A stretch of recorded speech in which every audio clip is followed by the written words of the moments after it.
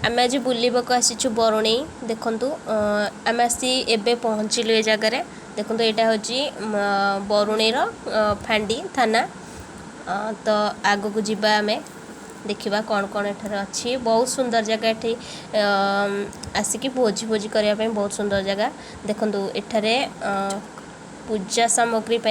दुकान अच्छी ऊपर को गले मंदिर पड़ो ना आमर तो पूजा सामग्री ये दुकान अच्छी एटा हूँ एंट्री पॉइंट गेट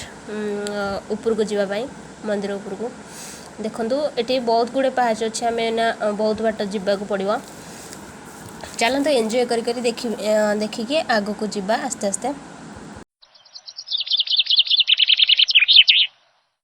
देखु एटा जो पांटा गड़िकी आसुची माँ करुणे और बरुणेईंकर पाद तलू गोटे झरणा बाहरी तो सेटा पहाड़ कटा होगी पहाड़र सबू प्रायतः सबू एरिया से पांटा गड़ी गड़ी गड़ी गड़ी पूरा तल पर्यंत आसुची वीडियोटी आपको जदि भल लगे तो लाइक शेयर कमेंट शेयर करेंगे एवं सब्सक्राइब करने को केवे भूलिबेनी आपण भी आसते ये जगह को बुलवा बहुत भल जगह देखो से झरणा पांटा यही साइड रे गड़ी गड़ी आसुची जोड़ा मुझे देखुली एठार बहुत ऊपर को एबे जीवा पड़ो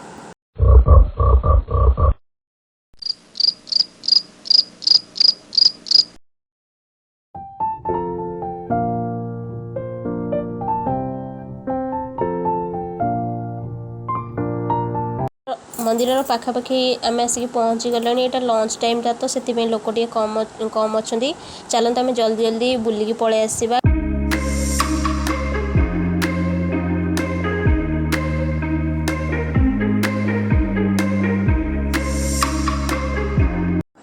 देखंतु एटा हूँ पहाड़ी एरिया तो ये बहुत प्रजातिर माकड़ हाथी कथा अच्छे ये हाथी बहुत गड़ती कहती तो ये बहुत प्रजातिर माकड़ सब प्रकार जीवजंतु प्रायतः एठारे देखा मिलती एमाने लोक पाखु खाइबा भी आसती तो देखंतु एबे हमर भाईना जने तांकु खाइबा देवाक जाइछंती बहुत सुंदर लगे एरिया बुलियापाई से आम प्रति वर्ष केबे ना केबे एठे बुलिबाक आसू एटारे रज संक्रांति को बहुत बड़ प्रोग्राम हुए तो एरिया प्रायतः बहुत लोक एठा को बुलिबाक आसंती भोजी भी करती एठारे एबे आम आगू को जीवा देखंतु एठारे पर्यटन क्षेत्र पे एटा नुआ हेइछि तो एपरी कंडे पंडे एगुड़ा सब आम संस्कृति परंपरार तो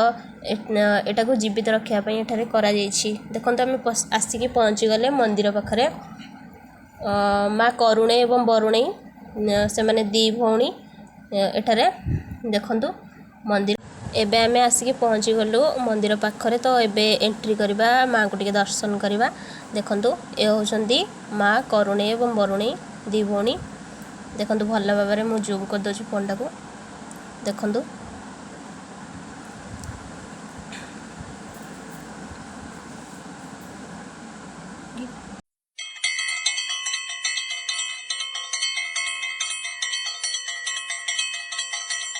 देखो मुझे चारिआड फोन टाक बुलेक आपको देखुची एटा हूँ आमर छोट गोटे हनुमान मंदिर देखु आपण भी आसतु देखु हनुमान मंदिर पाखे आमर यहाँ छोट शिव मंदिर आपण भी आसिले एठा को बुली पारे बहुत भल जगह देखु ठाकुर पाखे दीप लगाई ये आमर दीप बिक्री होची एठारे भोजी भोजी करने बहुत भल जगह देखु बहुत लोक एठारे भोजी कर देखो चारिआडे बुलेकी फोनटा देखु आम भी एठारे भोजी करने आसचु सामग्री नहीं आसचु तो जगह खोजुचु कौटे गोटे करने देखा आगुरी कौटे गोटे भल जगह पड़ो तो सीटी करूँ आम एमनकर ये रोसई सरीगला प्रायतः तो आम भावुँ यही जगार ही आम रोसई करूँ आसतु देखा एबे आम ऊपर को जीवा सीताकुंड बुलियापाई मु देखुची रास्ताटा ये पहाड़ को कटा होगी रास्ता तैयारी आम एबे जाऊचु एथरे जीवापाई बहुत कष्ट लगे बहुत परिश्रम लगे बहुत लोक ये बुलवाक आसछंती खाली लॉकडाउन पाई तो पुलिस कटकणा लोक कम अच्छा एठारे ऊपर को छाड़ू ना बहुत रिक्वेस्ट करके ऊपर को आसचु देखंतु मु देखौछि आपनकु रास्ता एहीपरी एठारे ढलई रास्ता है पहाड़ को कटा हेपी पत्थर रे हाँ बहुत उठाणी एठारे पहाड़ को कटाई रास्ता है तो ऊपर को जावाई बहुत कष्ट लगे। तो आपड़ जदि छुआ पिला मानक नहीं आसुँच तो टी दायित्व नहीं जीवे कहीं यहाँ पहाड़ ना तो ऊपर को उठी उठी जावाक पड़ो तो बहुत बालांस करके जावाक पड़ो गड़ी जीवार संभावना अच्छी एठार देखो आगू को जीवा देखो ये आमर ढलई रास्ता शेष हो गला तो एबे हमको गछपत्र देकी जीवाक पड़ो एटा सीधा रास्ता किंतु एटा जेहेतु एटा पहाड़ ऊपर है तो अंका अंका रास्ता हमको गछपत्र आड़े ही जीवाक पड़ो तो एठारे आसुँच तो सतर्कतार सहित आसतु देखो यहाँ हूँ जटणी एरिया नाइजर एरिया एठारे बहुत सुंदर देखा जाए एरिया गुड़िक सहर उपरू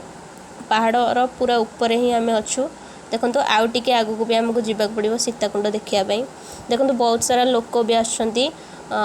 आम सीताकुंडर पाखापाखि हो गलाणु देखु आउ टिके आगे पड़ो देखो यहाँ हूँ सीताकुंड कथा अच्छी जेबे प्रभु श्रीराम 14 वर्ष वनवास करते तो से मैंने रात्रि जापन कौटी कौटी करुले तो एठारे से मैंने किछि दिन विश्राम नहीं एठारे माँ सीता स्नान करते तो से यहाँ सीताकुंड कह जाए एठारे खरा वर्षा शीत केबे पानी सुखे ना यहाँ पहाड़र पूरा ऊपर भाग में यहाँ देखा मिले यहाँ हूँ बरुणेई पहाड़र मेन इनग्रेडिएंट्स।